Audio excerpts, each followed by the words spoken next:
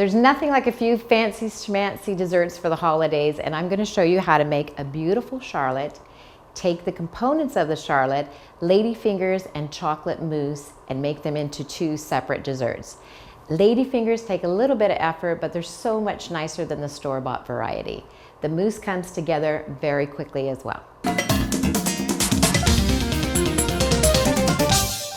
For the ladyfingers, you only need flour, sugar, egg yolks, and egg white, and just a touch of cream of tartar to stabilize the egg whites.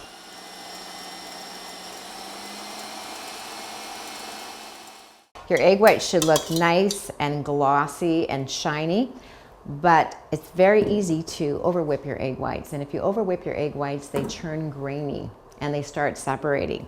So this is what your egg white should look like. You shouldn't have any loose egg white. It should be able to hold it upside down like this.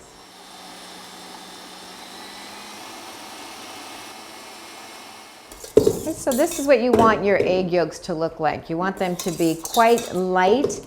They've increased in volume and they're quite pale. You can do this with a hand whisk, but it's a lot easier to do with a stand-up mixer. Okay, what we want to do is we want to combine the egg whites with the egg yolks, but I'm going to temper it a little bit by adding a bit of the egg white mixture into the egg yolk mixture. The idea is that we don't want to collapse our nicely beaten egg whites. Okay, so now we gently want to fold the egg yolk mixture into the egg whites. And the last ingredient is the flour. Now I like to use a sieve while I'm adding the flour. Just make sure that I don't add it all at once.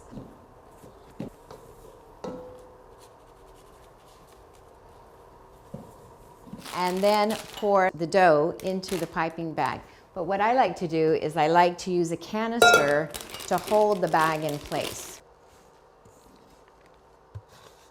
Okay, so when you're holding a piping bag, place the piping bag comfortably in the palm of your hand like this, and you want to squeeze from the top of the piping bag. When you're piping ladyfingers, what you want to do is you just want to make a simple line.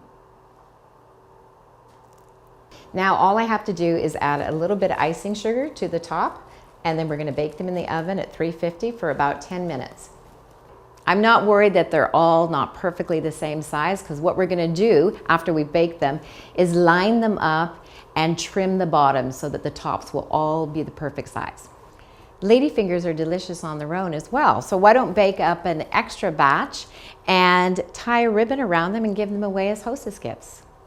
So after I piped the ladyfingers, I piped the spiral base.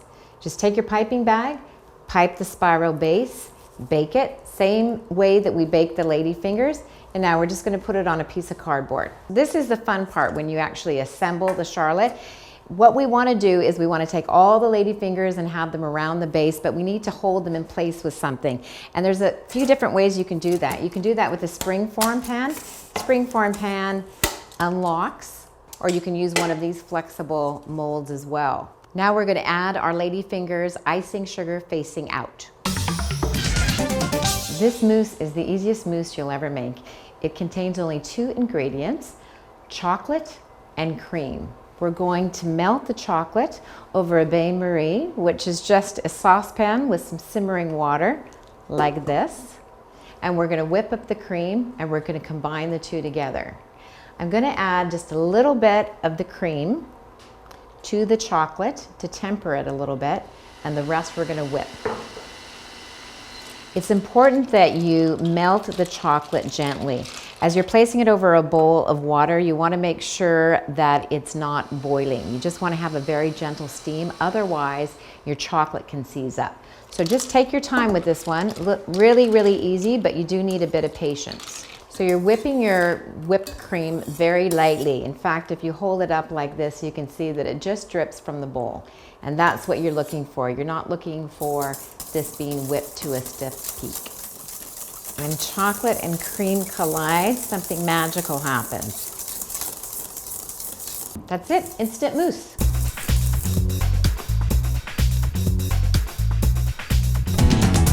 Okay, I like to pour the extra mousse into little shot glasses or little sherry glasses. You don't need that much. Because mousse sets, you can create a nice collar by putting a piece of parchment paper or even tin foil around the container. For my garnish, I'm marinating cranberries in port.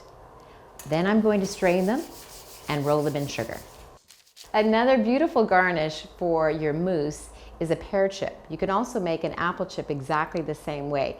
And all it involves is slicing a pear very thinly, but you don't have to use an expensive mandolin. You can also use one of these vegetable slicers as well that are very inexpensive, and they do exactly the same trick. This is a very simple sugar solution of water and sugar, and I've added just a little bit of lemon peel just to give it a little lemony flavor. All we're going to do is brush the pears on both sides, and we're going to bake them in a very low oven, about 185 to 200 degrees, and I bake them for a couple hours until they get firm. Another great decorating idea is dipping leaves in chocolate. So these have been in the refrigerator for about 2 minutes to firm them up, and we have a beautiful leaf. So to finish our chocolate mousse, we're adding a pear chip and a chocolate leaf. Beautiful. So to finish our charlotte, we just want to make sure it's set, and then we're going to add our sugared cranberries. Now for our final garnish, we're just going to add some fresh holly.